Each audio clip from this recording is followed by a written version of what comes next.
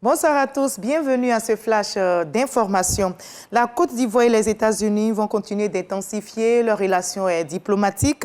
L'ambassadeur américain Richard Bell et le vice-président ivoirien Temoko Méliès Koné viennent justement de s'entretenir. Le diplomate américain en fin de mission dans notre pays est allé lui faire ses adieux. Temoko Méliès Koné et son hôte en ont profité pour saluer l'excellent niveau de coopération entre leurs deux États. Viviane Aimé pour le reportage.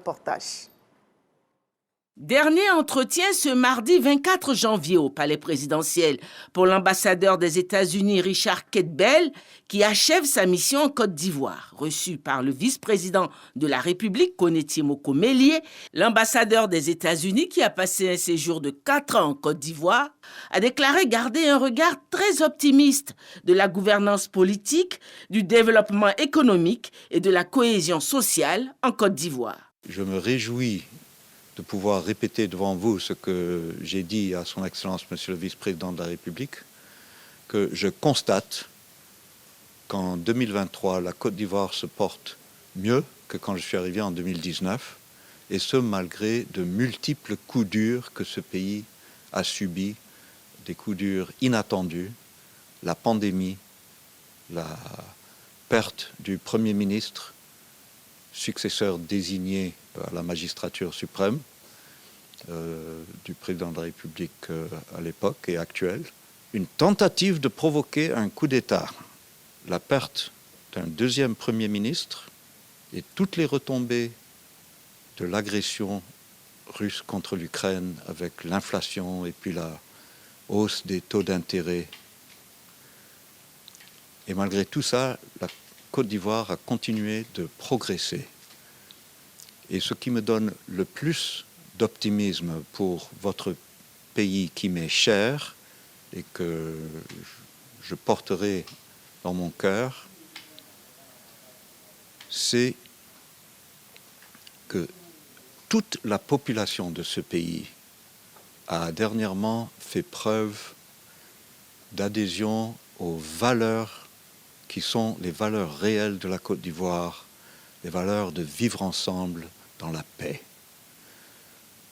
Tout le peuple ivoirien s'est fait honneur dans la manière dont votre pays a géré la détention injuste de vos soldats au Mali.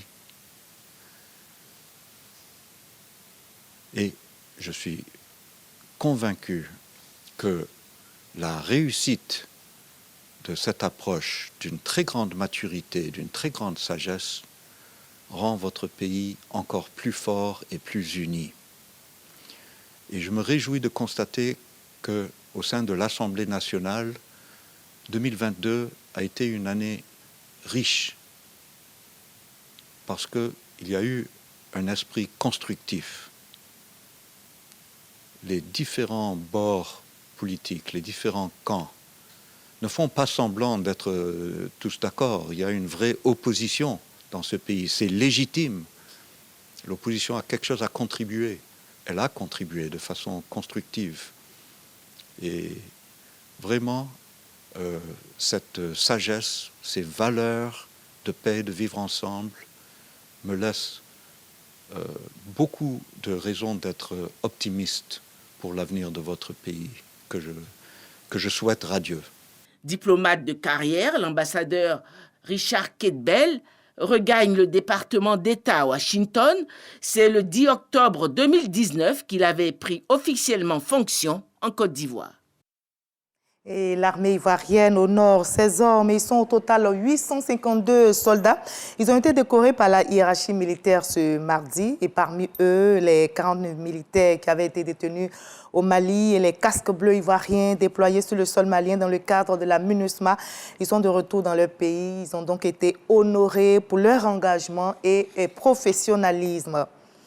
Les maladies des cultures agricoles menacent la biodiversité et la sécurité alimentaire dans de nombreux pays, notamment les pays africains. Et même si cette menace est à prendre au sérieux, des alternatives de développement agricole existent et peuvent tout aussi assurer une production agricole saine en quantité comme en qualité. Justement, le dossier EcoPlus fait un focus ce soir sur la recherche des sciences biologiques.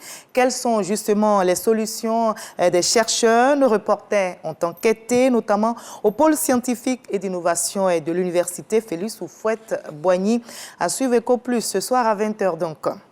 En Ukraine, plusieurs affaires de corruption entraînent des démissions en cascade. 5 gouverneurs régionaux, 4 vice-ministres et 2 responsables d'une agence gouvernementale ont été démis de leurs fonctions aujourd'hui même, en plus du chef adjoint de l'administration présidentielle et du procureur général adjoint, suite à des révélations d'affaires de corruption. Et ces scandales sans précédent interviennent depuis que la guerre a éclaté entre l'Ukraine et la Russie. L'affaire la plus retentissante pour l'heure, c'est celle qui vise le ministre adjoint aux infrastructures, arrêté dimanche dernier pour avoir touché 400 000 $ grâce à l'achat surfacturé de générateurs électriques, et ce alors que l'Ukraine est en proie à de graves problèmes de coupure d'électricité. Et nous, on va se retrouver ce soir à 20h pour la grande édition, juste après ce Flash Info. Et je vous invite à suivre l'info régionale pour voir toutes les nouvelles de notre très belle région ici en Côte d'Ivoire. À tout à l'heure.